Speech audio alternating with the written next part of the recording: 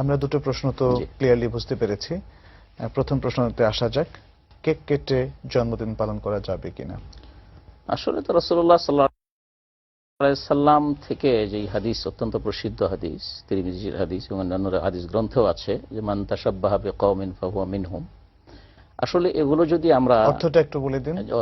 যারা অন্য জাতির অনুকরণ করে তারা সেই জাতিরই অন্তর্ভুক্ত বলে ধরে নেওয়া হবে। এখন এই যে জন্মদিন পালনটা, সেটাই এটা কি মুসলিম কালচারের মধ্যে পড়ে কিনা? সেটাই আমরা যদি দেখি, রাসূল সাল্লাল্লাহু আলাইহি ওয়াসাল্লামের জন্ম এবং সাহাবায়ে কেরামদের, রাসূলের সামনে জন্মগ্রহণ করেছেন সাহাবাদের ছেলেপেলেরা, এরপরে তার পরবর্তী আইম্মায়ে মুজতাহিদিন সালফে সালেহিন যারা আছে, আমরা তাদের মধ্যে এই বিষয় তো দেখিনি, এই কালচারটা টোটালি নেই।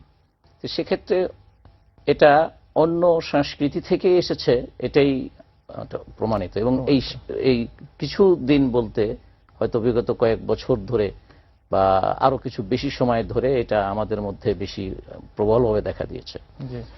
একটা সময় আমরা দেখি যে যেমন রাসূলুল্লাহ সাল্লাল্লাহু আলাইহি সাল্লামের জন্মদিন পালনের একটা উৎসব প্রচলন হয়েছিল হিজরি ৪র্থ শতকের শেষের দিকে অথবা আরো পরে, ৪৫-৬৬ পরে ফাতিমিদের মাধ্যমে, এবং তার আশেপাশে যখন খ্রিস্টানরা খ্রিস্টমাস ডে পালন করে, এই ব্যাপারে সুস্পষ্ট গবেষণামূলক কিন্তু আমরা তো রিসেন্টলি দেখছি এখন প্রত্যেক ব্যক্তি তার নিজের জন্মদিবস পালন করছেন, এবং হয়তো একই পরিবারের মধ্যে স্ত্রী, স্বামী, সন্তান, ছেলে, মেয়ে প্রত্যেকের জন্মদিবস তারা পালন করছেন। এটার একটা জিনিস দেখি, হয়তোবা মানে তারা একটা ভাবছেন এটা একটা সামাজিক প্রথা, কিন্তু এর আসল যদি হয় অন্য সংস্কৃতি, সেক্ষেত্রে ইসলামের কোনো পারমিশন আছে কিনা? অবশ্যই এটা পারমিশন নেই, যে হাদিস থেকে আমরা যেটা বললাম। তাছাড়াও আল্লাহ পাক কোরআন শরীফেও বলেছেন যে তোমরা তাদের অনুসরণ করো না, যদি করো তাহলে তুমি তাদেরই অন্তর্ভুক্ত হবে। এছাড়া তো আরেকটা আছে, লা তাত্তাবিউনা সানা মান কানা ক্বাবলাকুম শিবরান বিশিবরিন যিরাআন বিযিরাইন হাত্তা লাউ দাখালু ফি জুহরি দাব্বিন লাদাখালতুমুহু লাত্তাবা'তুমুহুম ওয়া লাদাখালতুমুহু।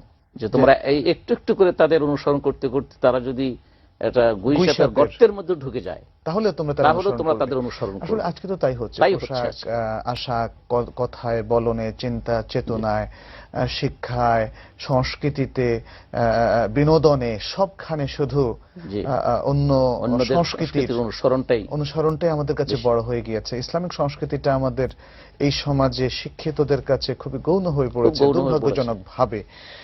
তো সেক্ষেত্রে এখন জন্মদিন পালনের যেই একটা বিশাল আয়োজন আমাদের ভাই বোনদের মধ্যে আমরা দেখি, এই সমাজের মধ্যে ব্যাপকভাবে, বিশেষ করে শহর কেন্দ্রিক জীবনে, এটা আসলে শহর কেন্দ্রিক জীবনে, সেক্ষেত্রে কেউ যদি কেক কেটে করেন, অথবা কেউ পোলাও রান্না করে করেন, অথবা কেউ চাইনিজে যান সেদিন, অথবা পার্কে ঘুরতে যান, এই যে কোনো পন্থাই জন্মদিবস পালনের কোনো অনুমতি শরীয়তে আছে? মদিনাতে হিজরতের পরে সর্বপ্রথম মুসলমানদের মধ্যে যে বাচ্চাটি প্রসব করে, আব্দুল্লাহ ইবনে ওমর রাদিয়াল্লাহু আনহু, মুসলমানেরা, মদিনার মুসলমানেরা তার এই প্রথম শিশু, হিজরতের পরে এই প্রথম শিশু, সকলেই খুব খুশি হয়েছিলেন।